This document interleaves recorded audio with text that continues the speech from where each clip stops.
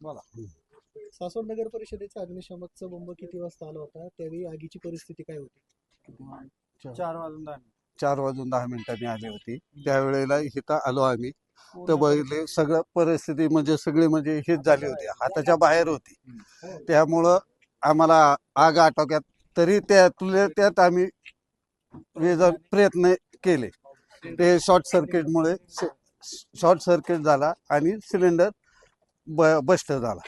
अगोदर म्हणजे कारण काय वाटतं आगीचं प्राथमिक कारण? शॉर्ट सर्किट झालंय की सिलेंडरचा स्फोट झाला की अगोदर शॉर्ट सर्किटमुळे आग लागली? शॉर्ट सर्किटमुळं आग लागली, त्याच्यामुळं त्यानंतर मग सिलेंडरचे स्फोट झाला. साधारण किती घरांचं नुकसान झालेलं आहे? हे तीन घरांचे नुकसान झाले. 3 घरांचं नुकसान. तुमची नावं सांगा. निखिल बांडवलकर, फायरमॅन आणि निशांत बोंडे आणि फायर ब्रिगेडर.